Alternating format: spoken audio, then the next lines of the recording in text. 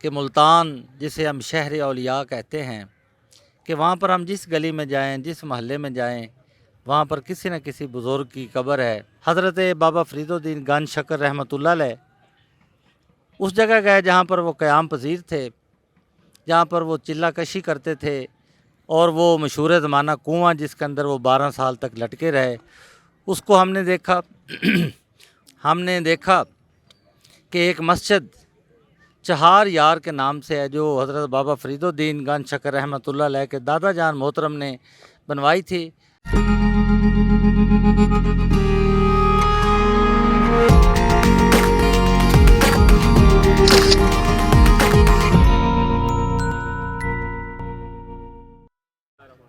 نحمدہ و نصلی علی رسولہ الکریم۔ آج ہم لاہور سے وزڈم پروڈکشنز کے پلیٹ فارم سے اس گاؤں میں حاضر ہوئے، جس گاؤں کا نام گاؤں دیوان صاحب ہے۔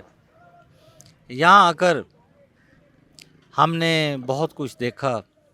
یہاں پر آ کر ہمیں ملتان کی بڑی یاد آئی کہ ملتان جسے ہم شہر اولیاء کہتے ہیں کہ وہاں پر ہم جس گلی میں جائیں، جس محلے میں جائیں، وہاں پر کسی نہ کسی بزرگ کی قبر ہے۔ تو اسی طرح جب ہم یہاں پر گاؤں دیوان صاحب آئے تو یہاں پر ایک بالکل چھوٹی سی جگہ پہ ہم نے جو بڑے بڑے اکابر علماء کرام ہیں، جو کہ اس وقت کے ولی بھی تھے اور اس وقت کے بہت بڑے شاعر بھی تھے، اور اس وقت بھی اپنی زندگی میں بھی لوگوں کو فیض یاب کرتے رہے، اور جب وہ دنیا سے پردہ فرما گئے اس کے بعد بھی لوگ ان کی قبر پہ آتے ہیں، اور اسی طرح ان کا راستہ اپنا کر وہ لوگ بھی فیض یاب ہو رہے ہیں۔ اور یہاں پر سب سے پہلے ہم نے حضرت دیوان صاحب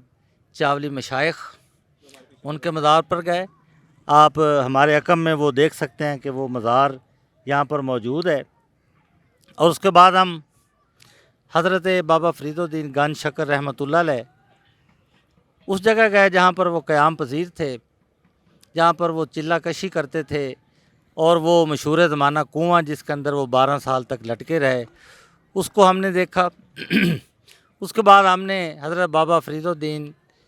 گنج شکر رحمۃ اللہ علیہ ان کے بڑے صاحبزادے خواجہ نصیر الدین ان کے مزار پر گئے۔ اس کے بعد ہم نے دیکھا کہ ایک مسجد چہار یار کے نام سے ہے، جو حضرت بابا فرید الدین گنج شکر رحمۃ اللہ علیہ کے دادا جان محترم نے بنوائی تھی، اور جہاں پر وہ فیصلے کیا کرتے تھے ہم نے وہ دیکھی۔ اس کے بعد یہاں پر ایک گردوارہ بھی ہے۔ یہاں کے لوگوں نے جہاں پر اپنی عبادت گاہوں کی حفاظت کرتے ہیں،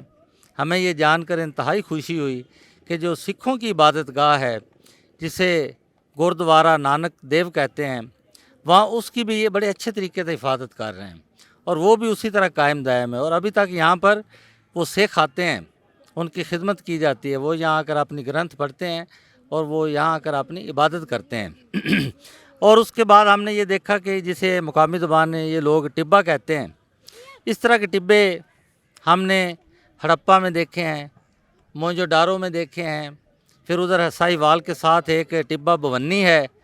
وہ ہم نے دیکھا ہے۔ اسی طرح اگر ہم کسووال چلے جائیں تو وہاں پر بھی ہمیں ایک ٹبہ نظر آتا ہے، اور اس طرح کوٹ ڈیجی ہے۔ تو یہ پاکستان کے اندر کافی سارے اس طرح کے کھنڈرات ہیں، رائنز ہیں، تو یہاں پر بھی ہمیں یہ ٹبہ نظر آ رہا ہے۔ تو اس لحاظ سے ہمیں تو یہ لگتا ہے کہ جیسے ہڑپہ ہے، پاک پتن شریف ہے، یا دیگر جو گاؤں جہاں پر کسی زمانے میں دریا بہتا ہوگا، تو دریا نے جب اپنی جگہ بدلی تو اس کے بعد وہ علاقہ جو تھا وہ نشیب و فراز سے معنون ہو گیا۔ تو یہ علاقہ بھی سارا ہم نے دیکھا ہے کہ نشیب و فراز ہیں، کہیں اونچا ہے کہیں نیچا ہے، تو لگتا یہ ہے کہ یہاں بھی کسی زمانے میں دریا بہتا تھا۔ اور اب جو ہمیں پیر صاحب نے بتایا، محترم رفیق صاحب نے بتایا ہے کہ تقریباً 10 کلومیٹر پیچھے وہ دریائے ساتلج چلا گیا ہے، تو خیال کیا جاتا ہے کہ وہ دریا کبھی یہاں سے بہتا ہوگا۔ تو اسی طرح حضرت بابا فرید الدین گنج شکر رحمۃ اللہ علیہ کا پورا خاندان جو ہے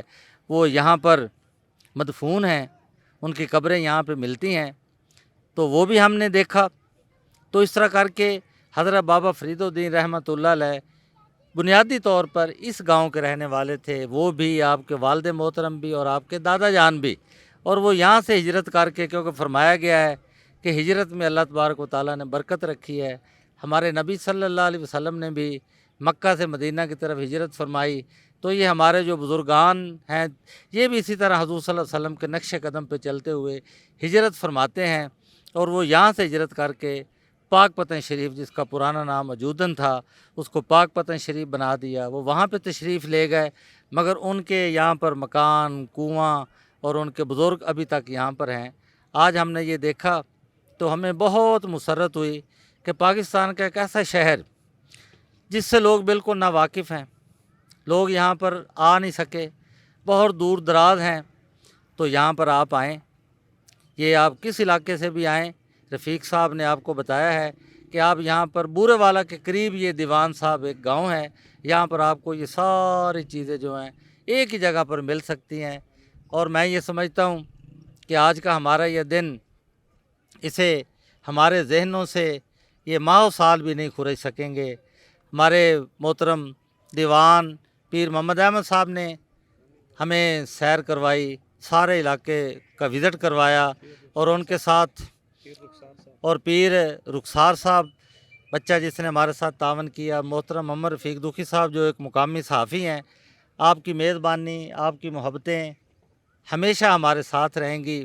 اور مجھے امید ہے کہ لوگ انشاءاللہ آپ کی یہ دکھائی ہوئی چیزیں، آپ کی جو معلومات ہیں، پوری دنیا انشاءاللہ اس کو دیکھے گی، اور وہ بھی اس سے مستفید اور مستفید ہوگی۔ بہت شکریہ جی۔